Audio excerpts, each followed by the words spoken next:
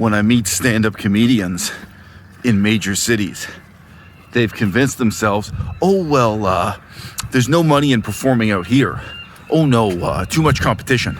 And all these small nightclubs with so many talented comedians gunning for every 5 minutes at the mic. But, out in the countryside, you can go on tour from town to town, out in the small towns. Yeah. It's a lot of money out there touring.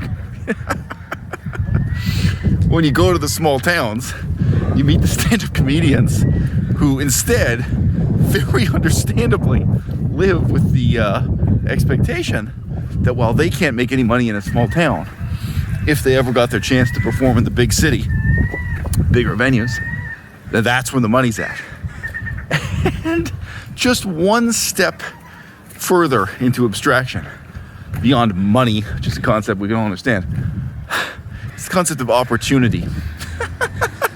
This comedian I've seen face-to-face in person, but he also has a YouTube channel, and he also gives lessons. He's also an instructor, a teacher, teaching others how to fail, I suppose, like himself. He's been doing this for more than 10 years. I forget how many years.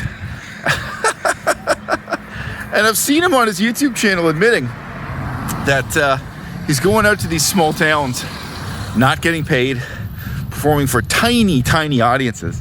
So these are 5 people showing up, 15 people. He doesn't want to specify, doesn't want to admit that.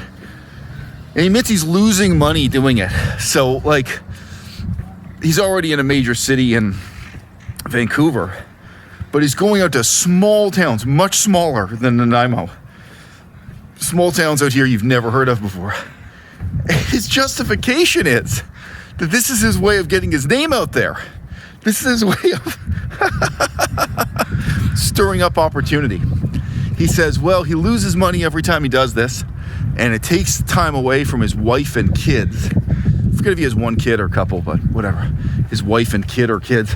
He loses money on these trips with the call of the open road. It's ultimately not about money.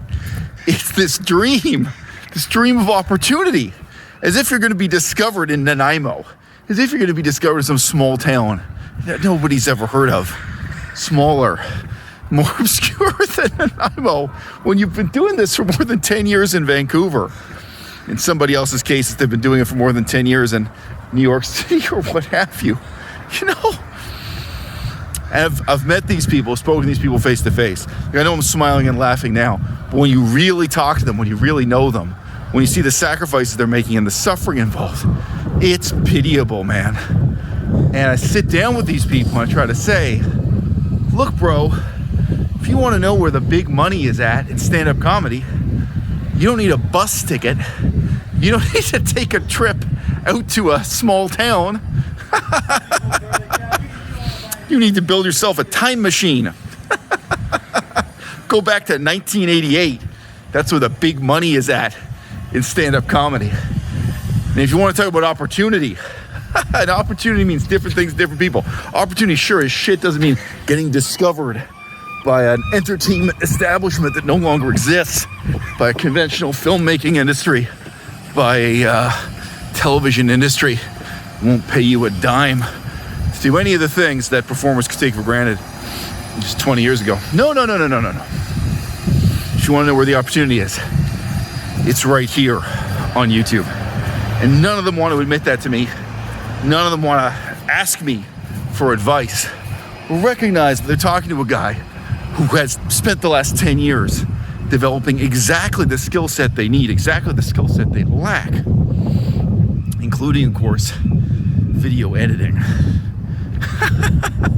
No, that would be much worse than admitting a weakness.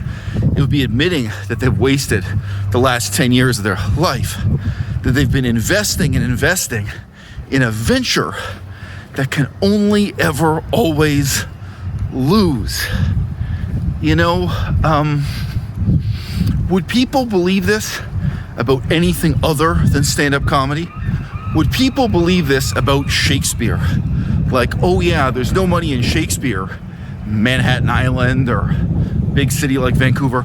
Oh, but if you get out into the small towns, If you do small gigs, 5 people, 10 people, 15 people in the audience, oh, don't worry. You can go from town to town and still make a great living doing Shakespeare, doing opera, doing the ballet. No, for some reason, it's only stand-up comedy where people still convince themselves of this myth. It's in stand-up comedy that those old dreams of stardom still die hard.